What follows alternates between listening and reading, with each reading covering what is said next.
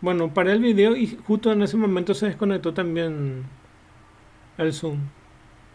Lo que le quería decir es que recordemos acá esta parte que acá en esta parte se define el par for, que es el mismo ciclo desde, pero paralelo. Y algo muy importante es que funciona para variables independientes. Cuando veamos en el lenguaje C también va a pasar la misma cosa.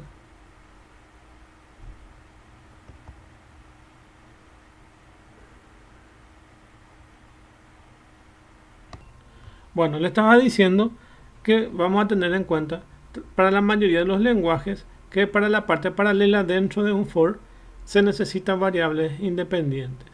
Y en el caso de MATLAB también se nos requiere variables independientes. Es decir, que si definimos una variable A, B o C o X aquí dentro de este for paralelo, no tiene que haber otro for que utilice las mismas variables. Entonces, a eso se refiere esa parte.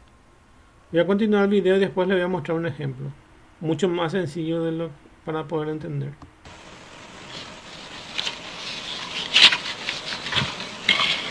Además, nuestras herramientas de computación paralela también enfrentan otra categoría de problemas, a las que llamamos aplicaciones de datos paralelos. Aquí estamos tratando con problemas de datos grandes, en particular conjuntos de datos que llegan al límite de una única máquina. La razón por la que nos hemos centrado en aplicaciones de tareas paralelas en vez de datos paralelos es porque estas últimas se ejecutan normalmente en un clúster donde podemos beneficiarnos de la memoria de las varias máquinas que forman parte del clúster. ¿Alguna cosa más sobre la Toolbox Parallel Computing? Hemos visto cómo utilizar para crear de forma rápida aplicaciones paralelas en vuestro ordenador local, así como poder utilizar al máximo la potencia de vuestra máquina, normalmente en la forma de núcleos múltiples. La Parallel Computing Toolbox por sí misma os permitirá arrancar hasta 8 workers locales. En los ejemplos que he mostrado hoy hemos usado 2 workers locales, pero si tenéis más núcleos disponibles en vuestra máquina, vuestro límite es 8.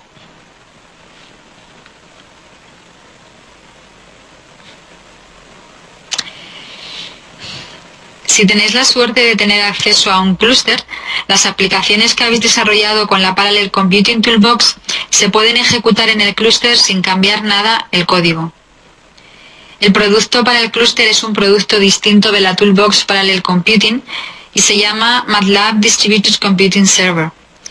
Y si queréis encontrar más información sobre el MATLAB Distributed Computing Server, podéis hablar con el comercial responsable de vuestra cuenta. Como resumen, veamos lo que hemos visto en esta presentación. Tenemos una máquina con más de un núcleo y queremos beneficiarnos de esa extrapotencia computacional. Hacemos eso utilizando workers adicionales de MATLAB para que ejecuten trabajo para nosotros. A nivel más fácil, podemos utilizar la funcionalidad paralela ya embebida en nuestras funciones de varias toolboxes y así acelerar nuestro trabajo. Si quisiéramos hacer algunos cambios simples de código, podemos también acelerar nuestro código. Par4 es un ejemplo perfecto de esto. Y si queremos el control absoluto de cómo se paralelizan las cosas, entonces trabajos y tareas es la forma de hacerlo. Terminamos aquí el webinario. Muchas gracias por vuestra atención y en un momento pasamos a la sesión de preguntas y respuestas. Bueno, ahora voy a cerrar este.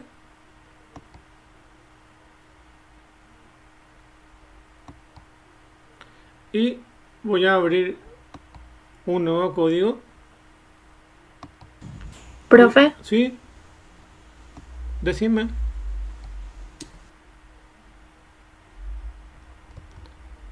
Puedes preguntar. profe, tenés que activar tu micrófono.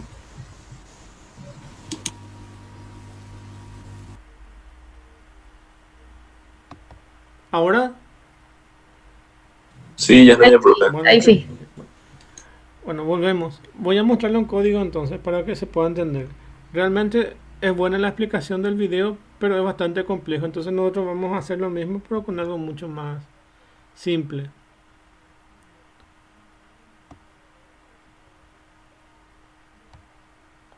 Voy a pegar este aquí.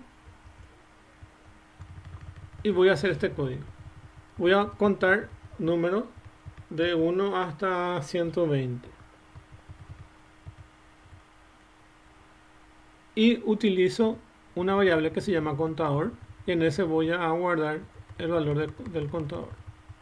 Luego utilizo esta función tick y toc para que me dé cuánto tiempo tarda en ejecutar este código. Y voy a ir desde un for, desde 1, 2.120, que va de 1 a 120. Y aumento 1 en 1 el contador. Para ejecutar eso, le doy run.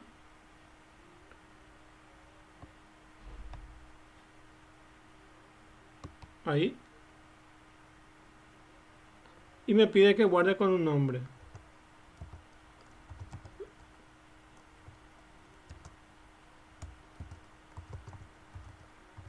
Le llamo como for par for.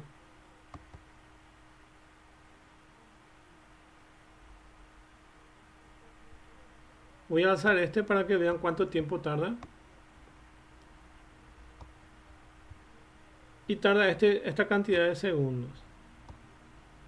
Ahora voy a ejecutarlo lo mismo, pero como par for.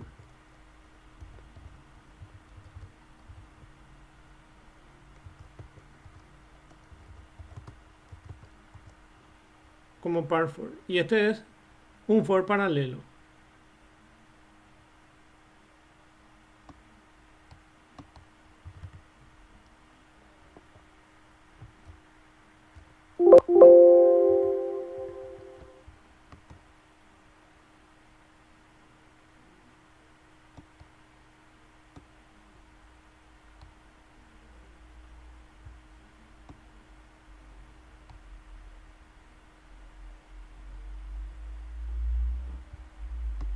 Y le doy run.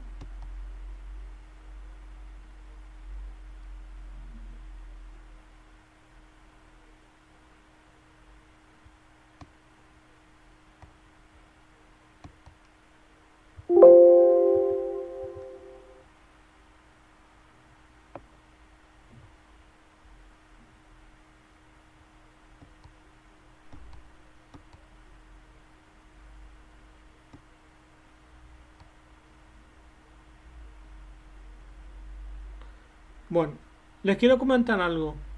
En el video hablaba de uno que se llama MATLAB OpenPool. Y MATLAB OpenPool actualmente ya no existe. Actualmente existe eso mismo, pero se llama... eh, ahí me pide que agregue algo. Es para que acepte algo. Y actualmente se llama Parpool. Parpool se llama actualmente. Y resulta ser que cuando yo le pongo directamente el par4, él automáticamente ya me abre el parpool. Es decir, que va a buscar cuántos procesadores tiene mi máquina, cuántos núcleos tiene mi máquina, y me va a funcionar. Por eso está tardando más. Está abriendo esa parte de paralel, como ven acá, paralel toolbox. Entonces, por eso está tardando más.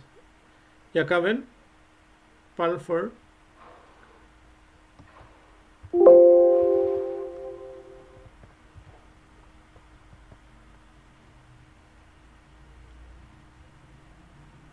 Quiero que se fijen aquí abajo. A ver.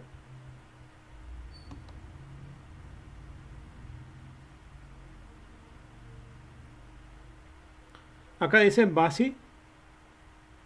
Acá abajo significa que está actualmente levantando la parte paralela. Tarda un poco eso. Mi idea es mostrarle cuánto tarda el procesamiento paralelo y cuánto tarda el procesamiento secuencial.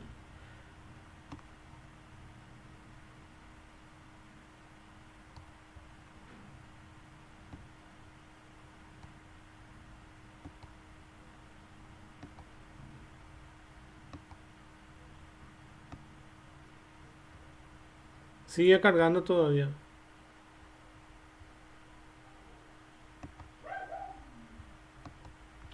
Pregunto, ¿se entiende esta parte de código?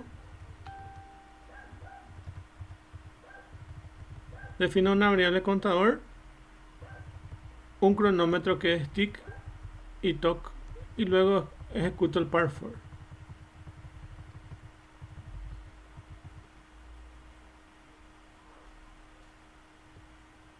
Ahora sí, Parallel Pool en su computadora local está funcionando, o sea, está en running, está funcionando.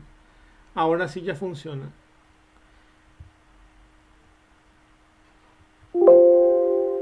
Y ahora voy a volver a ejecutar entonces mi código.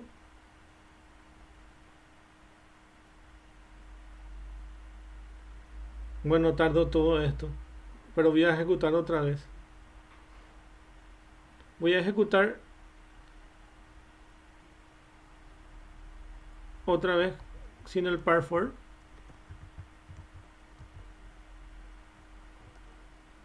Con un for normal. Y voy a ver cuánto tarda. Tarda 0,0030. Y ahora le vamos a ponerle el par.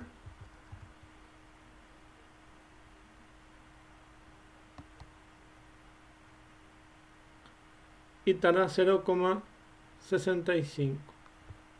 ¿Se dan cuenta que de repente tarda más o tarda menos?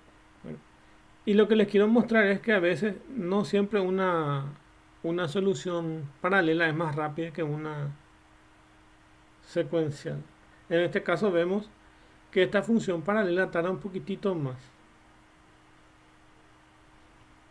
¿Y por qué tarda más? Porque hay un proceso o un worker que se encarga de administrar a cada uno de los procesadores, entonces por eso es de repente más lento.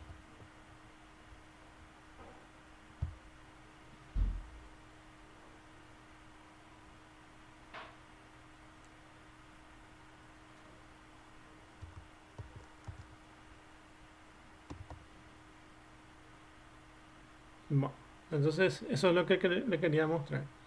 Cómo se hace una parte paralela y una secuencial. Lo que no se permite, ya les muestro. Voy a copiar esto acá. Y voy a pegar eso ahí. Lo que no se permite es hacer esto. Esta va a ser mi variable y esta se va a llamar j. Bueno, ¿qué pasa con estos dos for? Primero, estos dos for son paralelos, pero tiene que haber cierta independencia de datos de cada uno de los for. Es decir que contador no se puede usar en ambos lugares. En algunos lenguajes le va a marcar como error eso, y en otros lenguajes no le va a marcar como error. Vamos a ver qué pasa con MATLAB.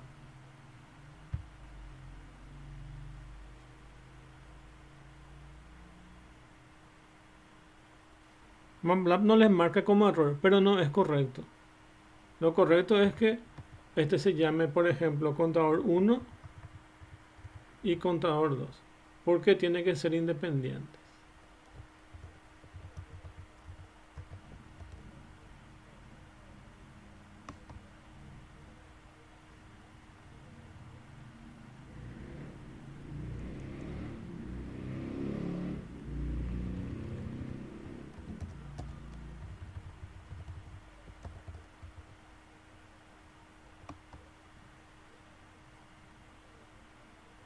Entonces, como conclusión de esta clase, vimos hoy que simplemente para hacer funcionar una parte paralela, y en la mayoría de las partes paralelas son los que están involucrados en los ciclos for, o sea que empíricamente ustedes pueden tener una parte secuencial y una parte paralela.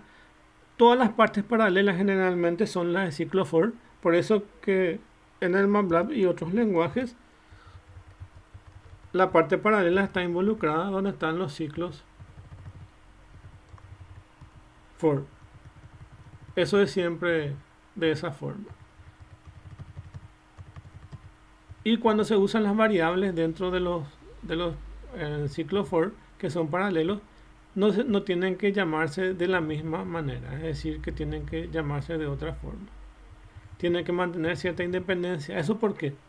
Imagínense que este código que está acá se vaya a un procesador y este otro código que está acá se vaya a otro procesador y utiliza la misma variable. Significa que mientras está recorriendo aquí, acá también está recorriendo.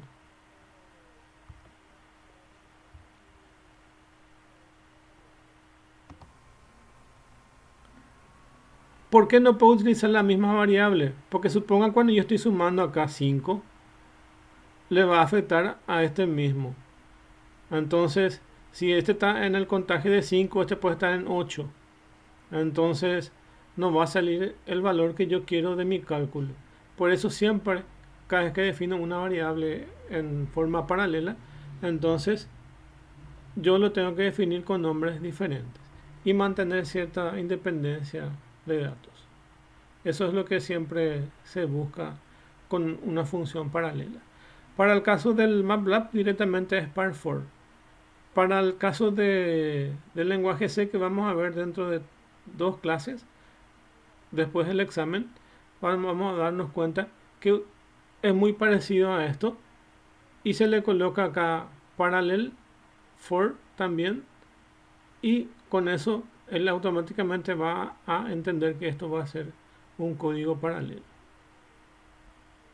Entonces acá lo más importante es entender cómo se hace un algoritmo paralelo y un algoritmo secuencial.